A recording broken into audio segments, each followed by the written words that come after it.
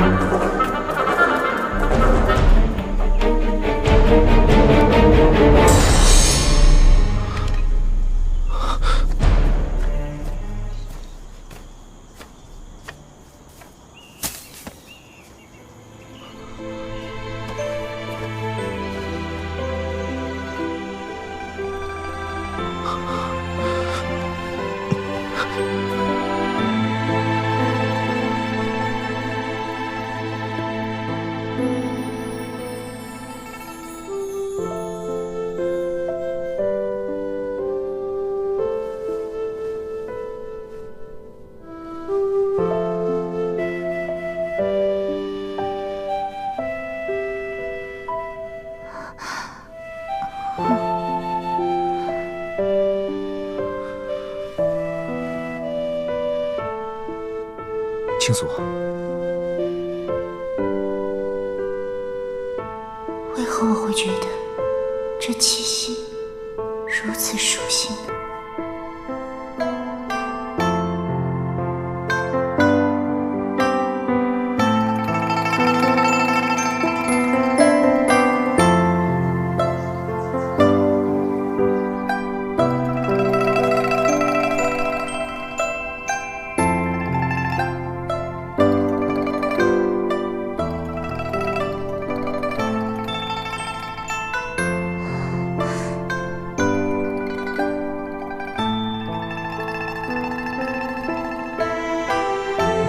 夫人回来的时候似乎着了凉，夜里都发烧了，现在觉得怎么样？这不是大司空府吗？我怎么会在这里？啊，是做梦？夫人，奴婢给夫人擦把脸吧。是梦吗？怎么这么真切？你到底希望这是真的？还是假的？还是你想大司空府想的发疯，做梦都得弄个大司空府出来？真的是你，陛下。夫人，奴婢给你准备吃的。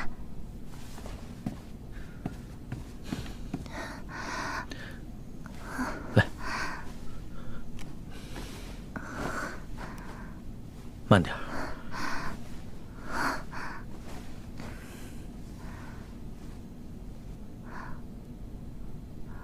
我怎么会在这里啊？你不在这儿，你还想在哪儿？我也不想你在这儿。可惜啊，我在树林里打猎的时候，发现你昏睡在树林里。我不把你带回来，难道还把你丢在那里任你扑食荒野？哎，你为什么会在长安郊外啊？是不是痴心错付，某些人对你不好，你才想起我的好来，迫不及待地回大司空府来博取我的同情？是你叫香无尘把我捉回来的吧？香无尘？我好像很久没见过那个臭老道了，你怎么会提到他呢？哎，别动！刚才太医来瞧过了，说你身子十分虚弱，这几日最好卧床休养。真不晓得，你跟高长恭过的都是什么日子？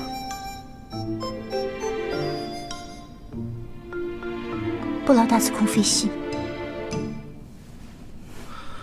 能走你走啊！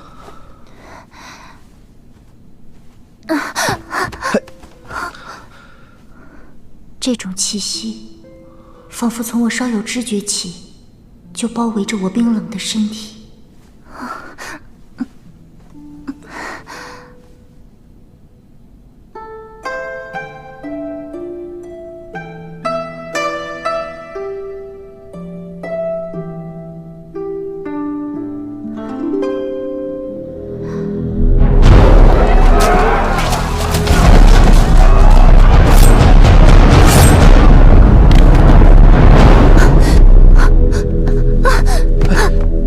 比香，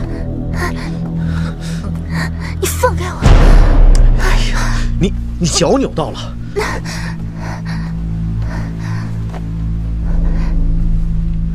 脚是我的，不劳你费心。夫人，夫人，你这是怎么了？奴婢正为你准备你最爱吃的桂花砂糖糕呢。快去，叫太医过来。是。别动！我恨你。你恨我？因为你是宇文邕。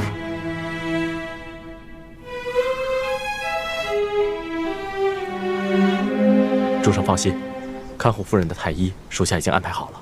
他的伤不在身上，在心里。夫人好像吃了很多苦。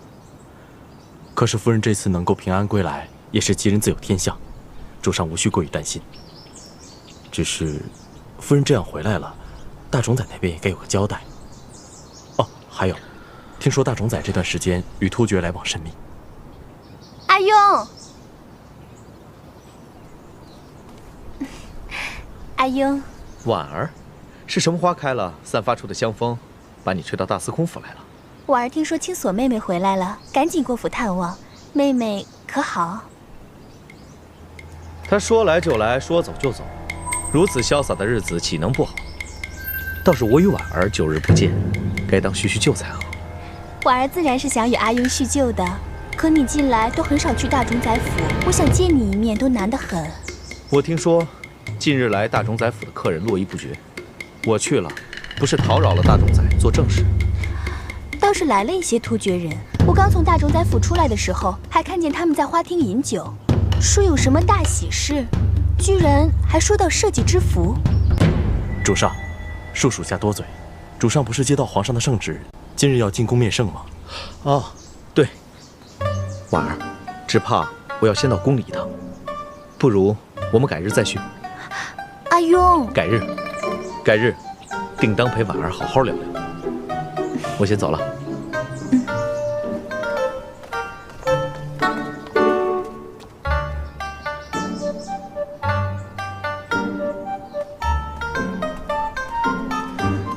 杨姑娘，请留步，夫人正在休息，不便见客。哼，袁清锁还真是命大，这样都死不了。回来也好，我倒要看看你究竟会死在谁手里。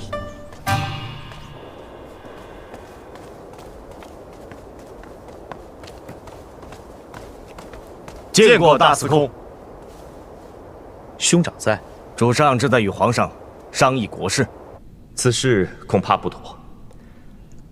大徐与大周刚刚成为盟友，而大周与突厥联姻是10几年前的事了，就无消息。若此时贸然与突厥重提联姻之事，势必会破坏周齐两方联盟。北方以我大周与齐国、突厥3方并立，突厥势力久盛不衰。与突厥联盟才是长久之道。《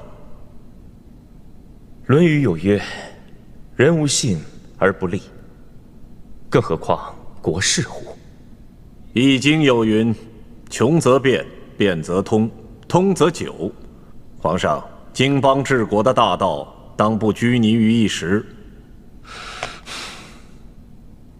大司空宇文邕觐见。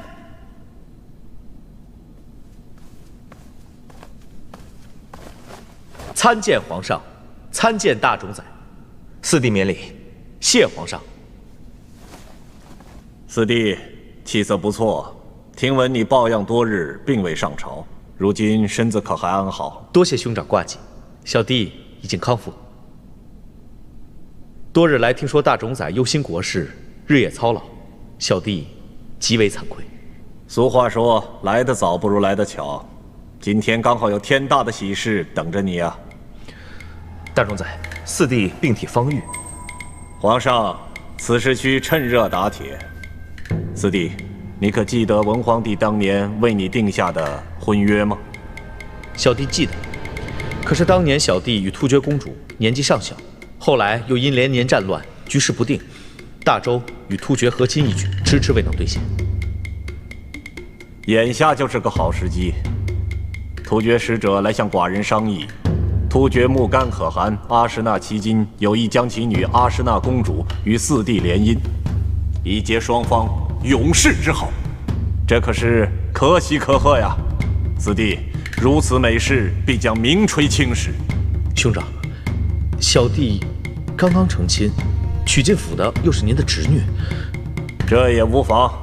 与突厥联姻关系到我大周的国运，更何况袁清所一去多日无踪。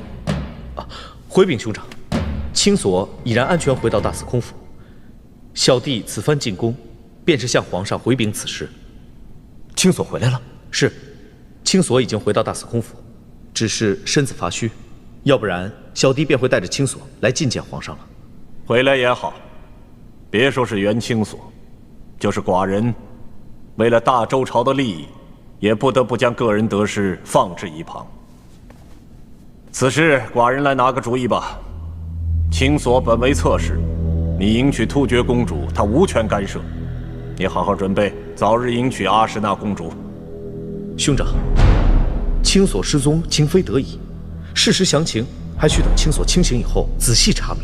四弟此言极是，大冢仔，联姻之事还需从长计议。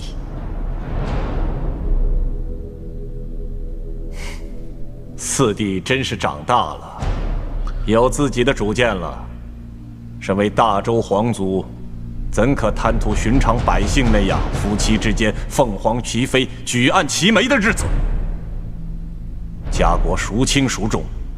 与突厥联姻，成则流芳百世，败则祸及家国，势在必行。四弟，你好自为之吧。微臣告退。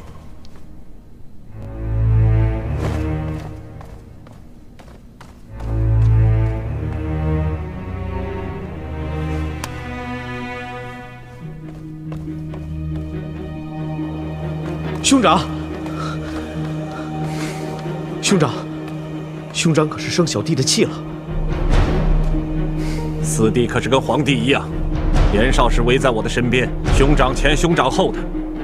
可眼下都长大了，由不得我了。兄长请息怒。与突厥联姻的策略的确高明，既可以缓解大周与突厥的矛盾，有足够的时日让我大周休养生息，也可以让大周与突厥和平相处，互不侵犯，实是两方百姓之福。那你为何不迎娶突厥公主？小弟，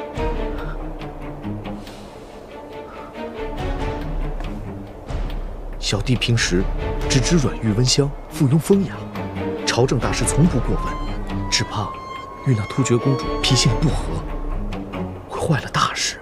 哼，你呀，阿史那公主的绝世才貌早已经传遍了突厥，甚至传至长安，怎是袁清所那个小丫头可比？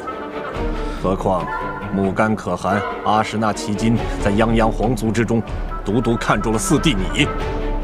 这可是其他皇族子弟们可望不可及的好事。为兄还是那句话，你记住，识时务者为俊杰。小弟内心惶惶。罢了，我会跟突厥使者说，你抱恙在身，让他宽限几日再说。多谢兄长。兄长慢走。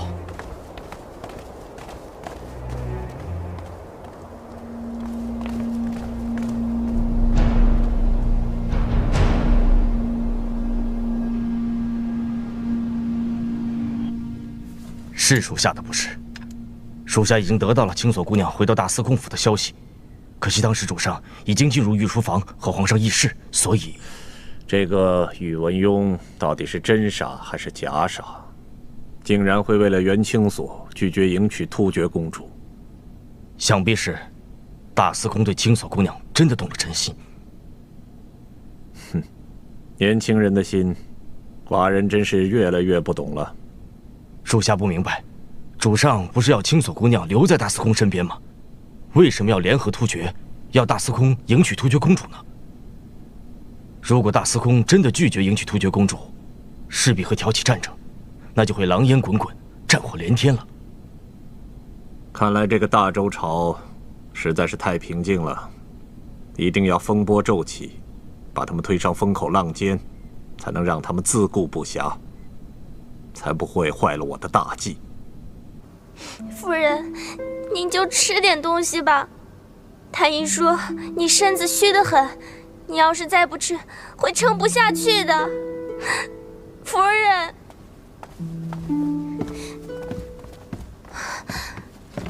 主上，夫人她一直不吃不喝，陛下心里害怕。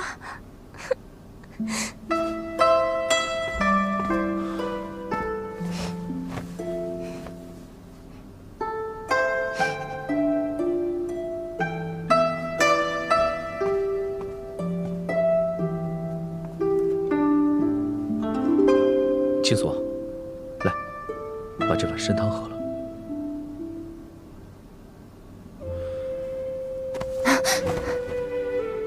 出去，把这碗参汤喝了，随你怎么恨我。滚出去！你这样不吃不喝，会有性命之忧。我死我活，与你无关。你不吃不喝，怎么有力气恨我？吃饱喝足了，再来找我报仇。来，把这碗参汤喝了。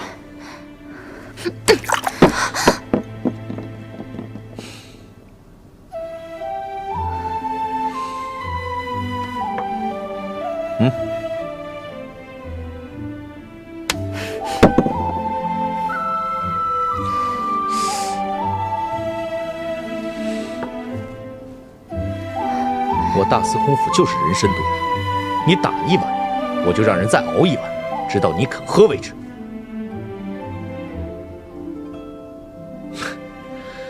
你是觉得这么喝没新意是吧？那我用嘴喂你喝怎么样？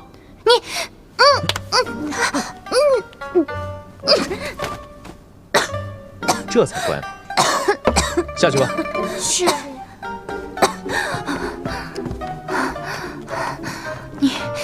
你卑鄙！我卑鄙？我再卑鄙也比不上高长恭卑鄙。把人带走了，不好好照顾，弄成这个样子。他都对你做了什么？他对我做了什么？你根本无权过问。说到卑鄙，没有人能与你宇文一族相比。你恨我，我不跟你计较。你要是胆敢侮辱我的先辈，我绝不轻饶。侮辱？宇文邕，你父亲宇文泰当年率兵去江陵，屠杀无数，其中就有我的父母兄弟。宇文邕，你是我杀父仇人的儿子！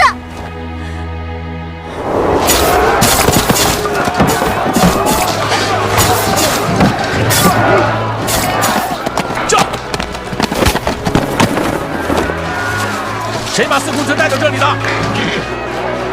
走！你在胡说什么？宇文邕，你是不敢承认吧？你们宇文一族做了什么坏事，你会不知道？是谁在你面前信口雌黄，编造了这些颠倒黑白的事？是高长恭还是谁？是我亲眼所见。亲眼所见？你恢复记忆了？你都想起了什么？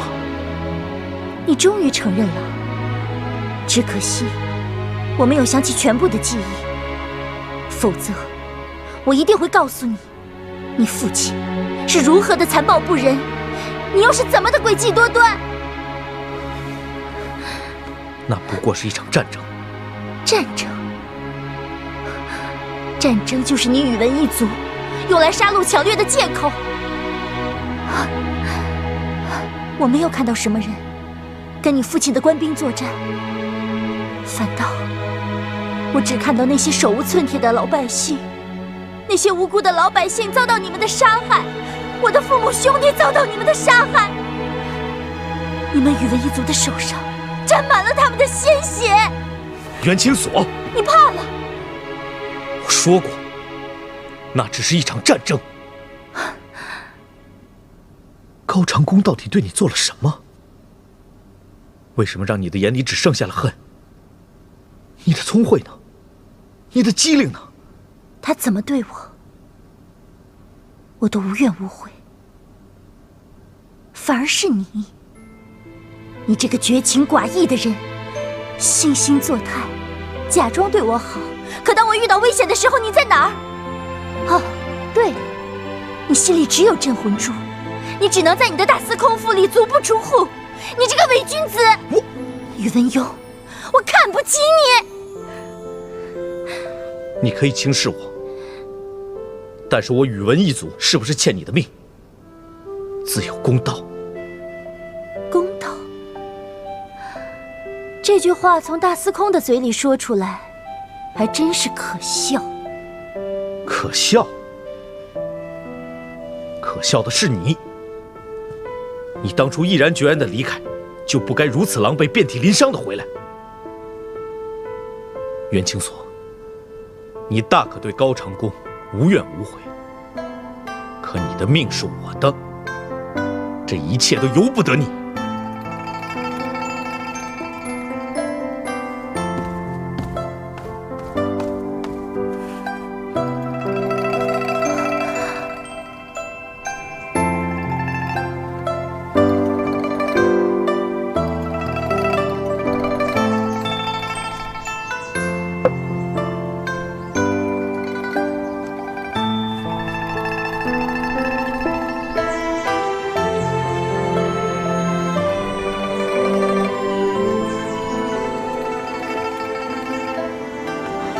春留着冬的痕迹，秋留着夏的痕迹。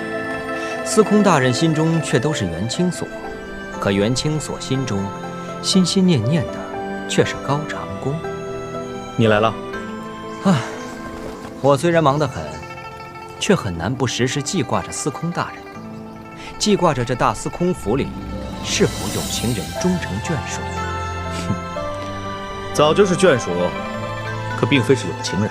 此话当真？我还以为你这颗痴情种子种错了地方。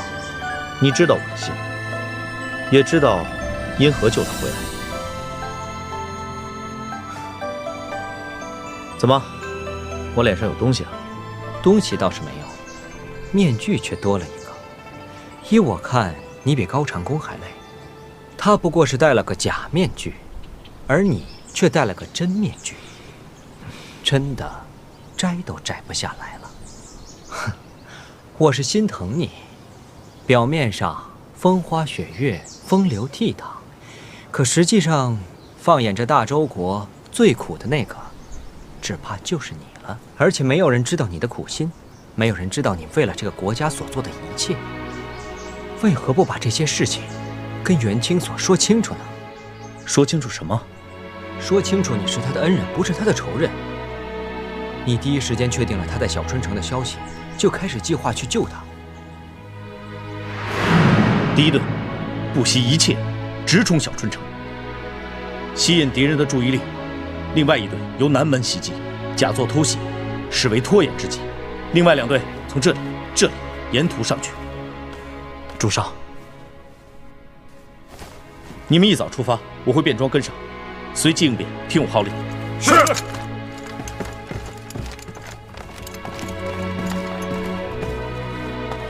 是不是小春城那边来什么消息了？主上，恐怕这次您去不成小春城了。什么？皇宫里传来消息，说大众在蠢蠢欲动，看来要采取什么行动。主上，小春城之行不让属下。你留在我的身边，去，把我的青鸟取来。主上，快去！是。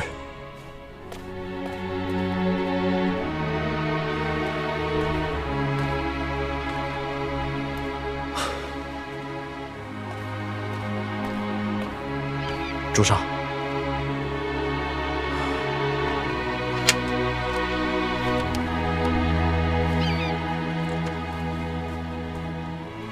主上，真的要用青鸟？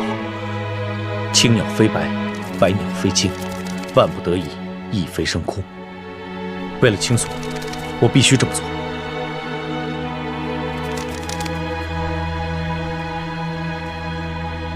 你竟然出动青鸟召唤我来，什么事这么重要？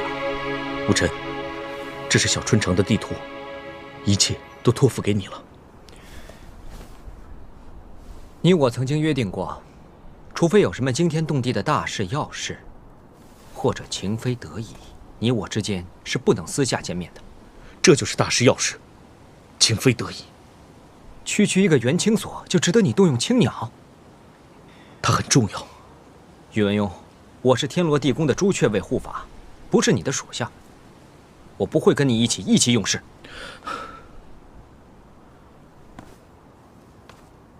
除了你，我再也找不到可以信任的人帮我了。这事太过冒险，如果仅仅是为了打开天罗地宫，为了我自己，为了你自己，是为了我自己，我不能不救他。你凭什么相信我会冒这么大的风险去帮你救元青锁？你是我最好的朋友。朋友，宇文邕，我做你的朋友，和你心意相知，是看中了你的人品，你的才华。我是为了天下安危，为了社稷百姓，而不是为了儿女私情。难道你忘了吗？青鸟一出，就是我们要共同守护天下的时候。可你，元青锁到底有什么好，值得你去这样做？他顽皮、闹躁，有的时候又疯疯癫癫，跑来跑去，毁了古董，烧了卧房，没有一样好处。可我就是会想，他在哪里？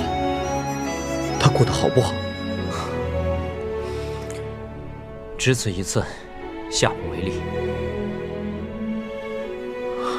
无尘，你答应了。这地图你拿去。地图你拿回去吧。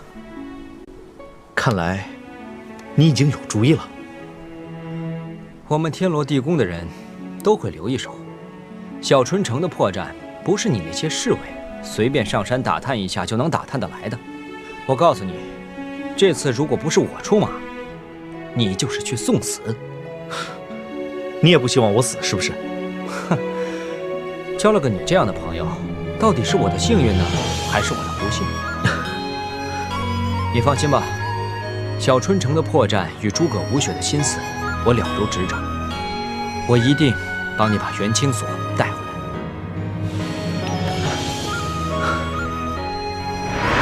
早知道带他回来会如此天翻地覆，我真是……你可知我父亲当年亲征江陵的事？不消我说，你也知道，确有此事。怎么，元青锁跟当年的事有关？现在还不是很清楚。无尘，帮我个忙，查清楚元青锁的身世。你这是在难为我。宇文护把元青锁带入大冢宰府之前，根本就没有人见过他。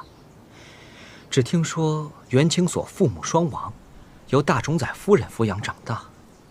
哎，或许去一趟大冢宰夫人的老家，就会有发现。哎呀，我这青鸟啊，快变成元青锁的青鸟了。你愿意去？我不去又能怎样？他一副死意已决的样子，总不能每天由你灌汤灌水来解决吧？那就看你的了。青锁心里的伤不止高长恭，而且我自幼心中也有一个谜团。谜团？对，谜团。父亲出征江陵之时，我已5岁，一心向武，阴差阳错曾随军前往。后来我受了很大的惊吓，被护送回长安。从此以后性情大变，偏爱习文，温香软玉，厌恶武器，不喜征伐。也就是因为这件事，江陵之战以后，我才会被魏朝恭帝选去给新立的齐国做质子，以求保国。究竟是什么样的惊吓，会对你有如此刺激呢？往事历历在目。等当时官兵屠杀的并非敌军，而是一些百姓。地点也不是江陵，而是距江陵不远的一个地方。地名我已记不清楚。我一直想不清楚，一向爱民如子的父亲为什么会这么做。这件事跟青所说的不谋而合。要是能查到他的身世，有些事情就可以迎刃而解。包括他对你的恨意。他只是冤我，也许他心里清楚得很，有些事情并不能全然怪我。可是他心中的恨无法发泄，就由着这个借口来向我张牙舞爪。那个最受伤的，只怕还是他自己。你呀，处处为那个丫头着想，已经无药可救了。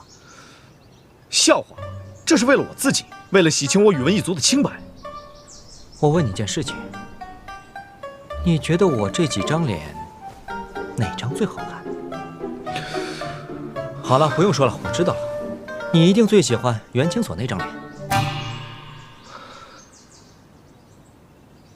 与突厥联姻，成则流芳百世，败则祸及家国，势在必行。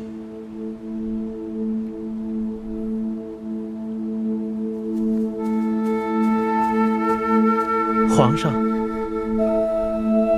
大司空府那边可有消息？青锁姑娘还是一直不肯吃东西。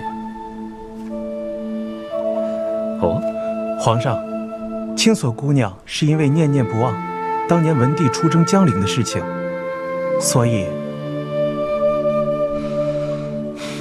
今天天气不错，看来朕要亲自跑一趟大司空府了。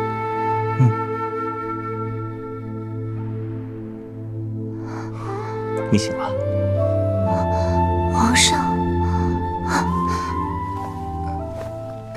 朕知道你身体不舒服，吃不了硬的东西，特地从宫里带了些滋补的汤水过来。你每天吃一些，过几天才可以吃饭菜和肉食。刚才做了什么梦啊？睡得这么不安稳。来，小心汤。青锁夫人，您就喝一些吧，也不往皇上跑这一趟。好。对了，朕安排了几名厨子在大司空府的厨房，你想吃什么，告诉他们，他们一定会帮你办到。我什么都不想吃，皇上，请回吧。为什么不吃？啊，朕忘记了尝一尝，这个汤烫不烫？万一把青锁烫到了怎么办？来，皇上，你不必为了我做这些事。其实，朕不知道该怎么做才好。朕知道你受了伤，身体虚弱，不知道该如何让你振作起来。最少能让你吃下些东西去。如果你不喜欢，朕马上离开。皇上乃一国之君，青锁承受不起。不要把朕当作是皇上，就当朕是一个很关心你的朋友，或者是你的兄长。只是这个兄长别无长处，只有日夜思念，都在盼望着这个妹妹何时归来，何时才能在兄长看得见的地方开心的生活。就连这么一点，朕都做不到。皇上别说了，我喝。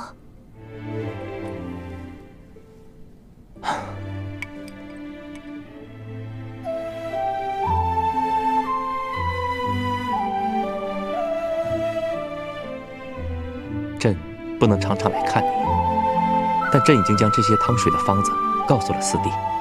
你想要喝的话，就告诉他。你恨朕吗？不恨。唉，同样是父亲的儿子，你可以不恨朕，为什么却要恨四弟呢？朕不是不相信你，可朕觉得此事可疑。朕与四弟眼中的父亲宽厚仁爱，怎么可能会做出屠城之事？或者其中有些曲折误会，朕自会告诉你真相，只需给朕几天时间，可否？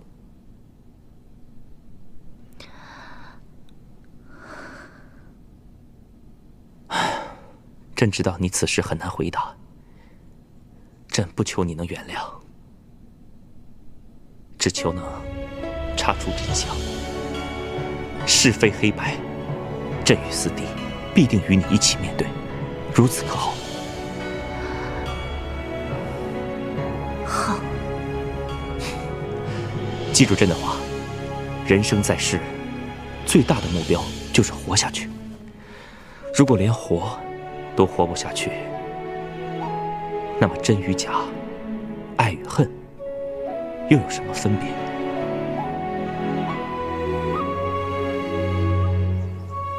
当年江陵的事情还需审慎查明。我不相信父亲会是这场屠杀的真凶，就算万中有一，臣弟是父亲的儿子，自当承受后果。好，不愧是朕的四弟，有此等气魄。就算将来真的发生什么事情，朕也放心了。皇上，朕只是想让青锁的身世赶紧水落石出，好给青锁一个交代。啊，关于突厥联姻之事，四弟不必担心，朕是不会让你娶突厥公主的。皇上，朕不是因为儿女私情才拒绝联姻，实在是自大周与齐国联盟之后，大周、齐国、突厥三方格局已定，如果擅自打破，遭殃的不只是大周的百姓，到时候战火连连，就难以控制了。可大冢宰那边，四弟不必担心，你我兄弟齐心，一定没有什么做不成的。四弟你放心，宇文护交给朕，你就好好的照顾青锁吧。是。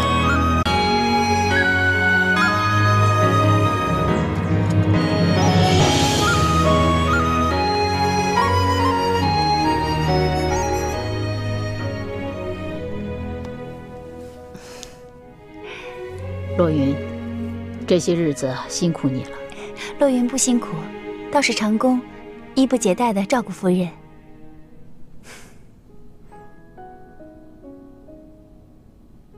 你们的孝心，母亲都看在眼里。母亲，外面风清气爽，母亲的身体也大有起色，要不要到外面坐坐？我就不去了。倒是你，是不是该带洛云出去逛逛？那母亲，我没事儿，有风儿照顾我就行了。好吧，洛云，你去收拾一下，我带你出去逛一逛，买些你喜欢的东西。好，那洛云命风儿过来，洛云告退。好。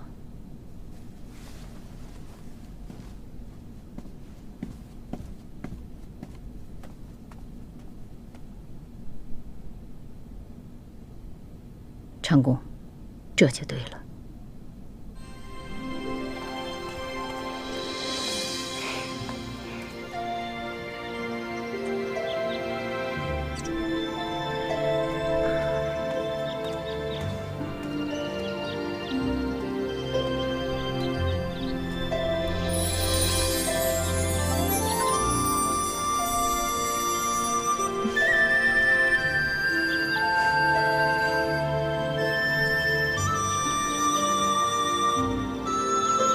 长工，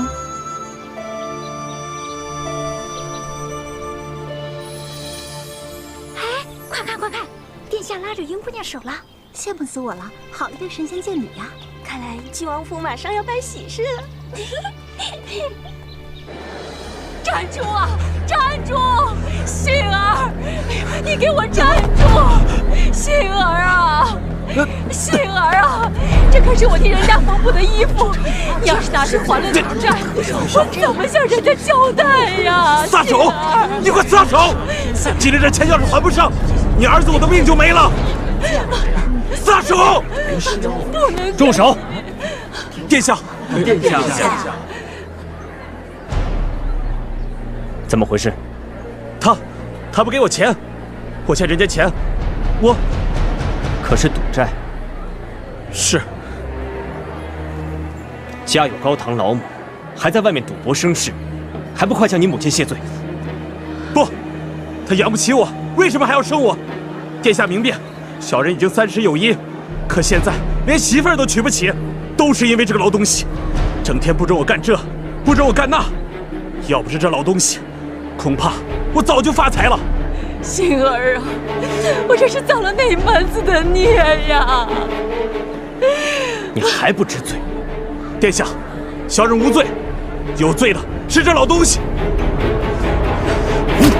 杏儿，殿下，你饶了我的儿子吧，殿下！手下留情啊！殿下，求求你了，我把他交给官府处置。知不知罪？